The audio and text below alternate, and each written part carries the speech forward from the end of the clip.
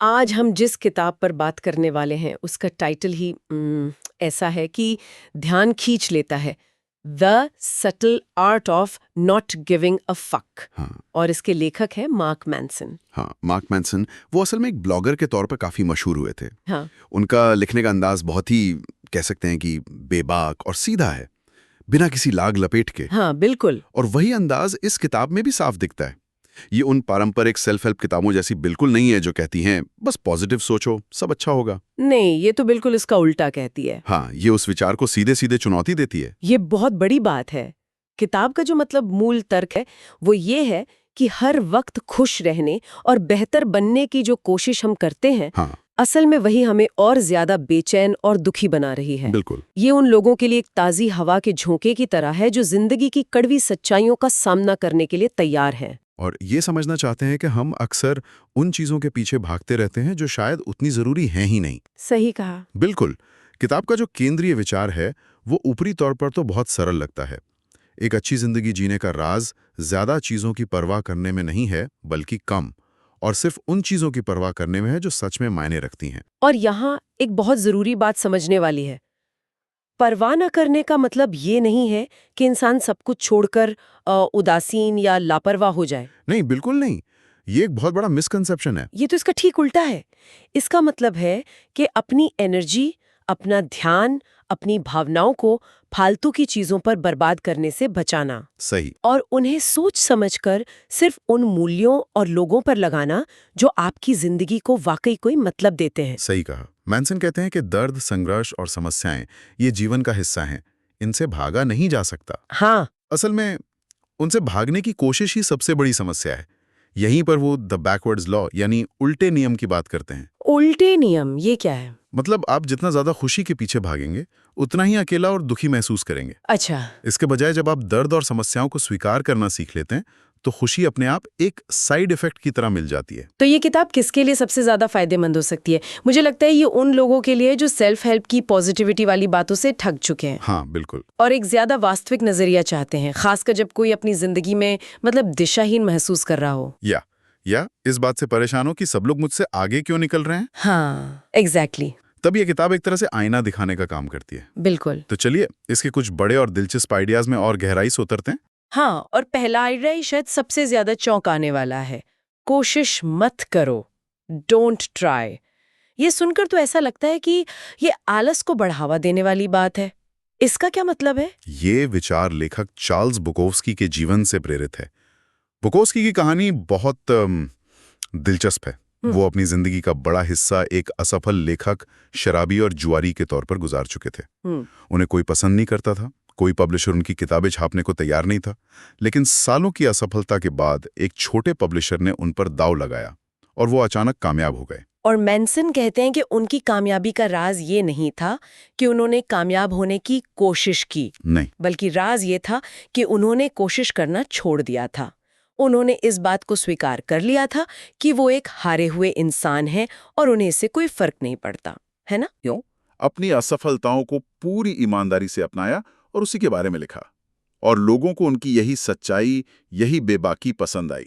अच्छा, उनकी कब्र पर आज भी सिर्फ 2 शब्द लिखे हैं, डोंट ट्राई।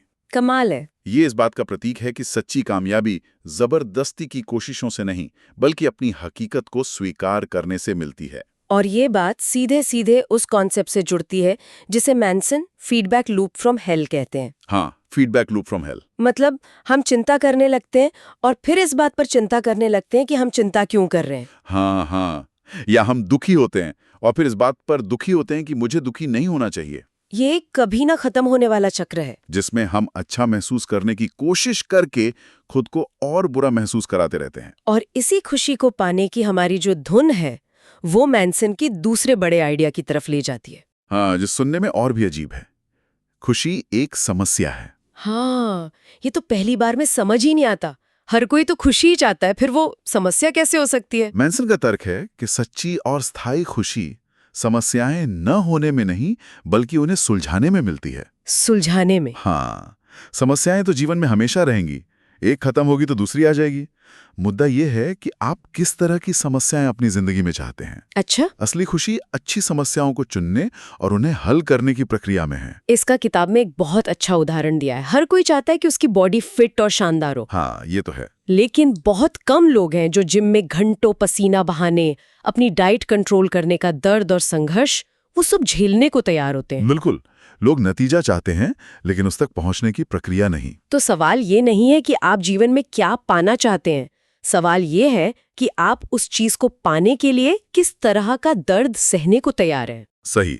आप कौन सी लड़ाई लड़ना चाहते हैं, क्योंकि खुशी उसी लड़ाई में है। मतलब जो लोग फिट बॉडी चाहते हैं लेकिन जिम के दर्द से भागते हैं, वो कभी खुश नहीं हो पाते। बिल्कुल, लेकिन जो लोग उस प्रक्रिया को, उस संघर्ष को एंजॉय करना सीख जाते हैं, उन्हें फिटनेस भी मिलती है और खुशी भी। ये बात आज के दौर में और भी ज्यादा जरूरी हो जाती है, जहां इंस्टाग्राम और लिंक्डइन पर हर कोई अपनी जिंदगी की हाईलाइट रील दिखा रहा है। हाँ, बहुत रिलेटेबल है ये। हमें लगता है कि सबकी जिंदगी परफेक्ट है सिवाय हमारी, और इसी से मैंसन का तीसरा आइडिया जुड़ता है, आप स्पेशल नहीं है। हाँ, जो शायद कुछ लोगों को चुभ सकता है। हाँ, ये एक कड़वी गोली की तरह है। हाँ, हमारा पूरा कल्चर, हमारी फिल्में, सोशल मीडिया सब हमें यही सिखाते हैं कि हर किसी को असाधारण होना चाहिए, एक्स्ट्रा ऑर्डिनरी। हम सिर्फ दुनिया के टॉप 0.01% लोगों की सफलताएं देखते हैं, बिल गेट्स, स्टीव जॉब्स, बड़े बड़े एथलीट्स, और फिर अपनी सामान्य जिंदगी को एक असफलता की तरह देखने लगते हैं। जबकि सच्चाई ये है कि हम में से ज्यादातर लोग ज्यादातर चीजों में औसत ही होते हैं। और मैंसन कहते हैं कि इस बात को स्वीकार कर लेना असल में एक बहुत बड़ी आजादी है। आजादी कैसे? ये हमें हर वक्त कुछ बड़ा, कुछ असाधारण साबित करने के दबाव से मुक्त कर देता है। तब हम छोटी छोटी सामान्य चीजों में भी खुशी ढूंढ सकते हैं। इसका एक पावरफुल उदाहरण मेगाडेथ बैंड के गिटारिस्ट डेव मुस्टेन का है। हाँ, डेव मुस्टेन। उन्हें उनके करियर की शुरुआत में उस समय के सबसे बड़े बैंड मेटालिका से निकाल दिया गया था। ये उनके लिए बहुत बड़ा झटका था। बिल्कुल। तो बदला लेने के लिए उन्होंने अपना बैंड बनाया, मेगाडेथ। और मेगाडेथ खुद एक बहुत ही सफल बैंड बना, जिसने दुनिया भर में लाखों एल्बम बेचे। लेकिन वो कभी खुश नहीं रह पाए। क्यों? क्योंकि उन्होंने अपनी सफलता का पैमाना हमेशा मेटालिका से तुलना करके तय किया। अच्छा।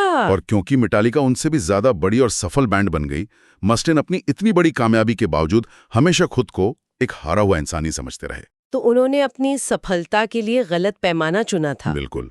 और जब हम ये मान लेते हैं कि हम स्पेशल नहीं हैं और हमारी समस्याएं भी कोई अनोखी नहीं है, तो हम अपनी जिंदगी की घटनाओं को एक नए नजरिए से देखने लगते हैं। यहीं से उनका चौथा विचार आता है, हर चीज की जिम्मेदारी लेना, रैडिकल रिस्पॉन्सिबिलिटी। लेकिन ये विचार थोड़ा अनफेयर नहीं लगता? मतलब अगर किसी के साथ कुछ बहुत बुरा हुआ हो जो उसकी गलती नहीं है, हाँ, तो उसे ये कहना कि जिम्मेदारी तुम्हारी है, क्या ये एक तरह से विक्टिम ब्लेमिंग जैसा नहीं है? ये एक बहुत ही जरूरी सवाल है और मैंसन इस पर काफी जोर देते हैं। वो कहते हैं कि गलती यानी फॉल्ट और जिम्मेदारी यानी रिस्पॉन्सिबिलिटी, ये दो अलग अलग चीजें हैं। अच्छा। हो सकता है कि आपके साथ जो बुरा हुआ वो आपकी गलती ना हो, लेकिन उस घटना के बाद आप कैसा महसूस करते हैं, उस पर कैसी प्रतिक्रिया देते हैं और अपनी जिंदगी को आगे कैसे ले जाते हैं, इसकी जिम्मेदारी पूरी तरह आपकी है। अच्छा, तो मतलब हालात हमारे कंट्रोल में नहीं होते, लेकिन उन पर हमारा रिएक्शन हमेशा हमारे कंट्रोल में होता है। एग्जैक्टली। जैसे अगर कोई आपको धोखा देता है तो ये उसकी गलती है, लेकिन उस धोखे के बाद दुखी रहना है या उससे कुछ सीखना है, ये चुनने की जिम्मेदारी आपकी है। बिल्कुल सही। जब तक हम अपनी समस्याओं के लिए दूसरों को या हालात को दोष देते रहते हैं, हम खुद को एक पीड़ित की तरह देखते हैं। और एक पीड़ित कभी अपनी जिंदगी को कंट्रोल नहीं कर सकता। जिम्मेदारी लेने का मतलब है अपनी शक्ति को वापस अपने हाथों में लेना। और शायद इन सभी विचारों में जो सबसे गहरा और शक्तिशाली विचार है वो आखिरी है, अपनी नश्वरता को स्वीकार करना, फेसिंग मोर्टेलिटी। हाँ। मैंसन अपने एक दोस्त जोश की कहानी बताते हैं, जिसकी एक पार्टी में अचानक डूबने से मौत हो जाती है। इस घटना ने लेखक को झकझोर कर रख दिया। इसने उन्हें सिखाया कि जब हम इस सच्चाई का सामना करते हैं कि हमारा समय सीमित है, हम कभी भी मर सकते हैं, कर देते हैं कि लोग क्या कहेंगे, और ये सोचना शुरू कर देते हैं कि मेरे लिए सच में क्या जरूरी है। हाँ, मौत का एहसास ही वो फिल्टर है जो हमें ये तय करने में मदद करता है कि किन चीजों की परवाह करनी है और किन की नहीं। तो ये तो हुए किताब के बड़े बड़े आइडियाज। अब सवाल ये उठता है कि इन्हें रोजमर्रा की जिंदगी में उतारा कैसे जाए। हाँ, प्रैक्टिकल कैसे बनाया जाए। हाँ, इसका सबसे पहला और जरूरी कदम है अपने मूल्यों, अपने वैल्यूज को पहचानना और चुनना। मूल्यों को चुनना। हाँ, यानी ये तय करना कि आपकी जिंदगी का मीटर क्या है, आप किस चीज से अपनी सफलता या असफलता को नापते हैं? क्या आपके लिए ईमानदारी सबसे जरूरी है या पैसा या दूसरों को खुश करना? बिल्कुल। जब आपके मूल्य स्पष्ट होते हैं तो फैसले लेना आसान हो जाता है। और ये मूल्य ही हमें बताते हैं कि किस चीज की परवाह करनी है और किस चीज की नहीं। एग्जैक्टली। जैसे अगर आपका मूल्य ईमानदारी है तो आप एक मुश्किल सच बोलने की परवाह करेंगे, भले ही इससे किसी को बुरा लगे। लेकिन अगर आपका मूल्य सबको पसंद आना है तो आप झूठ बोलकर भी रिश्ता बचाने की कोशिश करेंगे। दूसरा प्रैक्टिकल कदम है न कहना सीखना। उफ, ये बहुत मुश्किल होता है, खासकर हमारे कल्चर में। बहुत। लेकिन मेंसन कहते हैं कि स्वस्थ रिश्तों और फोकस्ड जीवन के लिए सीमाएं, बाउंड्रीज तय करना बहुत जरूरी है। जब आप उन चीजों और लोगों को न कहते हैं जो आपके मूल्यों से मेल नहीं खाते, तभी आप उन चीजों के लिए हाँ कहने की जगह बना पाते हैं जो सच में जरूरी हैं। मुझे याद है शुरू में मुझे काम को न कहने में बहुत मुश्किल होती थी और उसका असर मेरे पर्सनल लाइफ पे पड़ने लगा था। होता है।